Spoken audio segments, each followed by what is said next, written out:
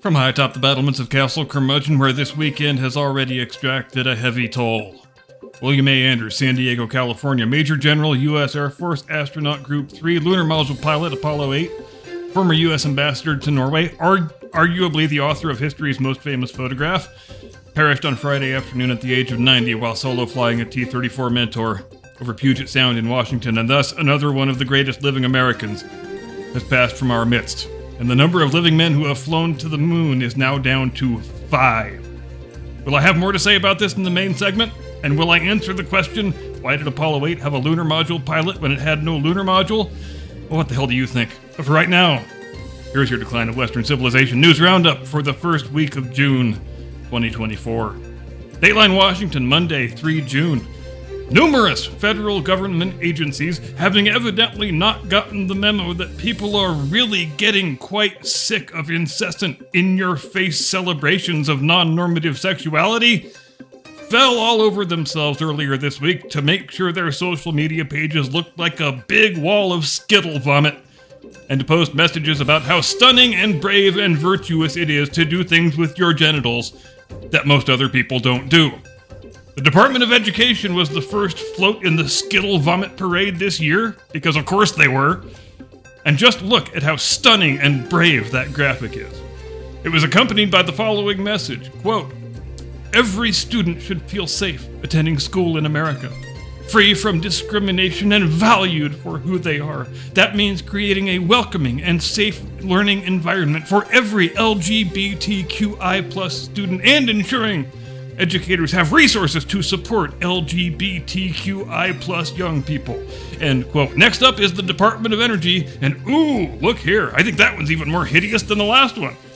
Do they try intentionally to make these things just as ugly as humanly possible, or is it like a fun coincidence?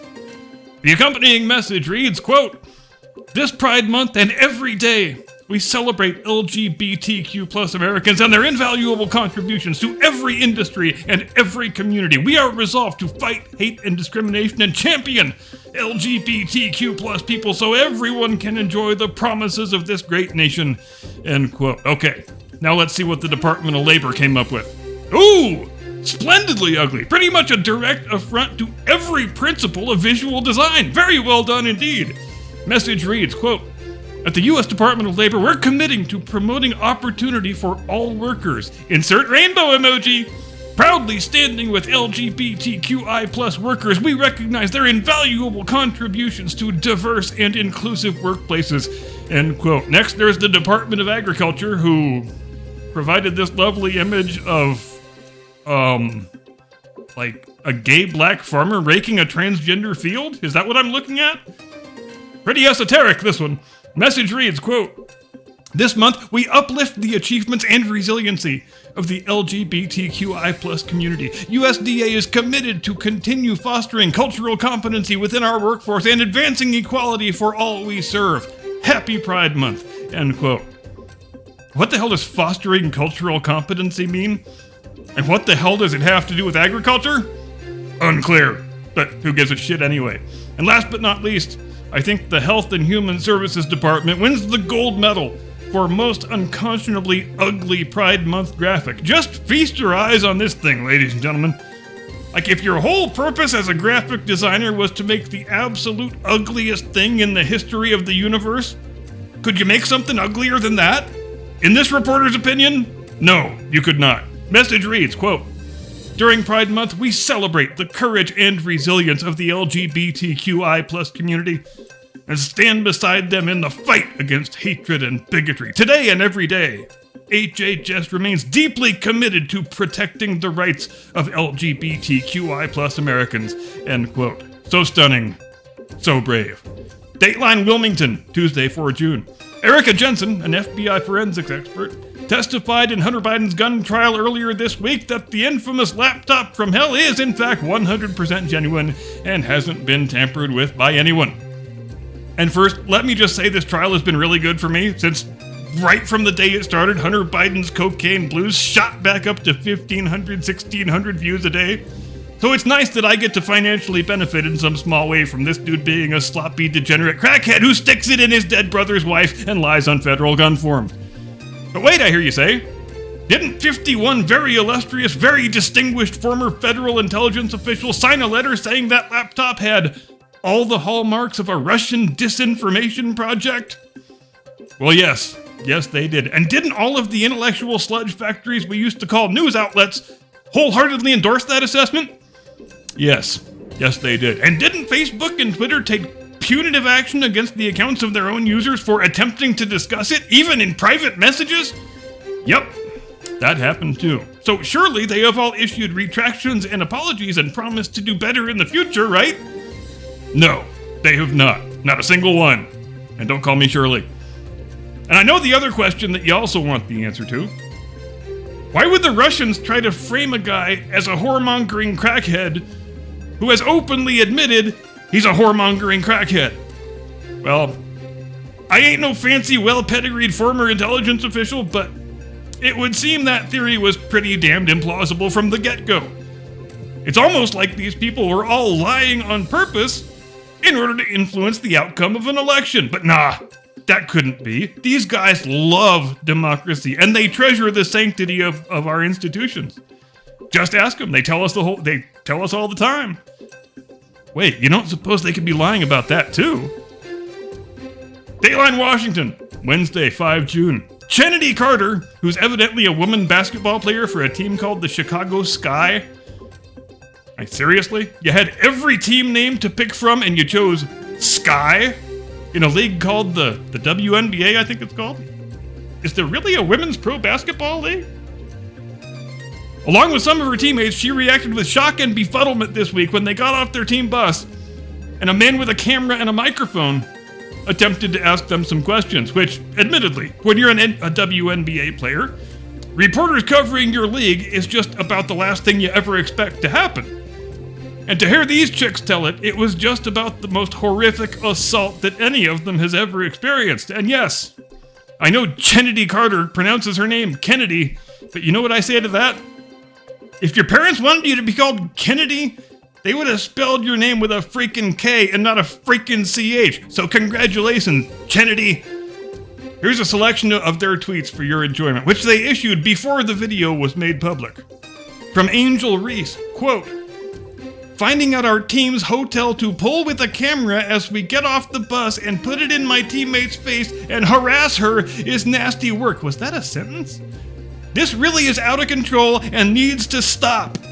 From Michaela Onyenweri, quote, "Getting harassed at our hotel is where the line needs to be drawn. Some fans have no chill," and chill is in all caps with 5 L's. So clearly a very serious situation. From Isabel Harrison, quote, "Wow, thank God for security. My teammate being harassed at our hotel is insane. Couldn't even step off the bus." 3 exclamation points on that one. So anyway, after several hours of this overheated blubbering hysteria, the harasser in question, who it turns out is just some blog reporter who covers the WNBA. Talk about a job title nobody would ever want. He released the full video of the supposed incident in which it's clearly shown that all he did was approach Kennedy Carter and politely ask her a perfectly reasonable question as she got off the bus. You know, like sports journalists typically do with pro athletes. So these young women are so unaccustomed to anybody giving a crap about them in their 28-year-old league that has never turned a single dollar of profit, that when it happens, when they get a little tiny minuscule taste of what pro athletes have to deal with in leagues people actually watch, they portray themselves as crime victims. So outstanding work, ladies. Really, really good job ingratiating yourselves to the public. I'm sure women's basketball will be earning record TV ratings in no time. I'm sorry, I tried to say it with a straight face, but even with my powers of deadpanery, I just ain't that strong, goddammit. Dateline Washington, Thursday, 6 June. Quite the Washington-centric roundup this week, eh? According to newly released transcripts of secret testimony from the fake January 6th committee, and brace yourselves here, this is going to come as a real shock. Members of the committee intentionally suppressed any and all testimony that was potentially favorable or exculpatory to former President Donald Trump. I know, it's a lot to take in. The idea that a made-for-TV committee constituted in total contravention of the House rules, the only time in U.S. history that's ever been done, for the express purpose of being a primetime entertainment product for people with end-stage Trump psychosis complex, produced by an ABC television crew no less, not ABC News, mind you, ABC Television, would be engaged in anything else but an open and honest good faith effort to ascertain the truth.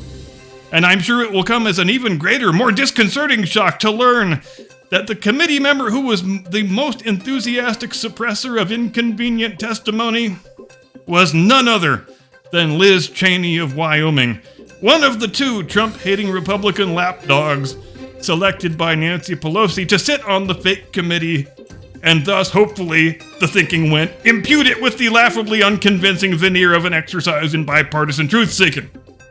And who even needs Democrats when you've got Republicans like that, am I right? Now, according to the transcripts, which, if you believe the rumblings of the last couple days, may yet result in criminal referrals for certain members of the fake committee, Cheney was particularly eager to play up the claims of Cassidy Hutchinson, who famously claimed that Trump tried to commandeer the presidential limo and drive it to the Capitol on January 6th, and in one of those moments you only get from the fake news industrial complex, was later proclaimed an historic figure by Wolf Blitzer, right before Anderson Cooper, in an apparent act of fake news one-upsmanship, declared with a perfectly straight face, "Your grandchildren will know the name Cassidy Hutchinson." While Jake Tapper polished his smart guy glasses over in the corner and Jeffrey Toobin jerked off on a webcam somewhere. Don't you ever change, CNN. And they say they don't understand why we call them fake news. Do they really not understand? Because that might be the real story here.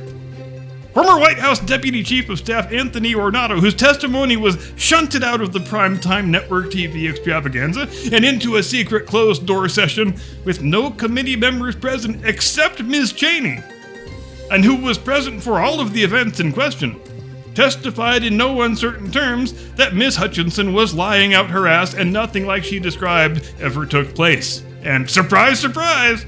Not only did none of that testimony make it into the fake committee's fake final report, but it was completely suppressed to such an extent that we're only finding out about it this week, 18 months after the fake committee was disbanded and pursuant to a Freedom of Information Act request.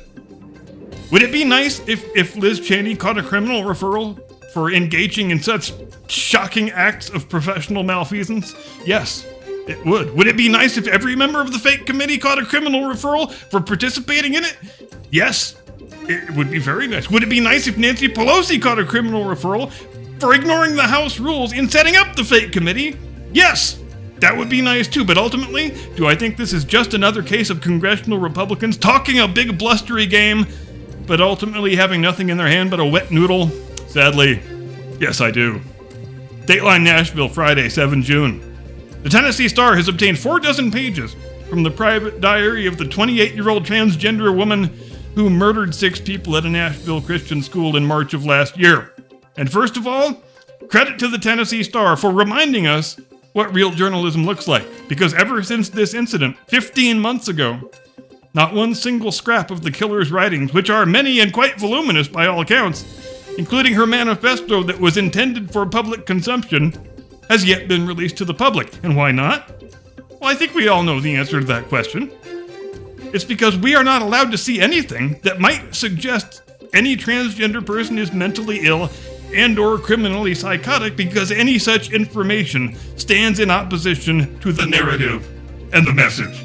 And you can always tell when a town has got a woke police chief, can't you? Because when there's a mass shooting by a transgender, and for those fans keeping score at home, there's been 5 of those in the last 4 years.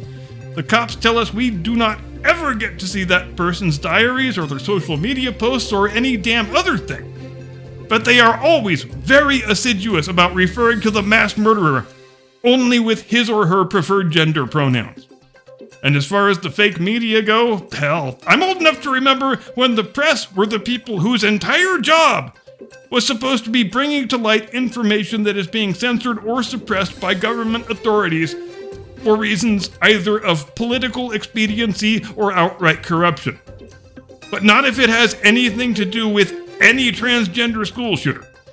We're going to cover that story just as little as possible, and when we do, we're going to say the cops have done a good and proper thing by slamming the lid shut on anything the killer ever said or wrote. And obviously, we are going to take great care to only refer to the mass murderer with his or her preferred gender pronouns, because transgenderism is a good, healthy, normative thing. Young people taking cross-sex hormones and getting their healthy sex organs hacked off in some human butcher shop is a good and healthy and normative thing.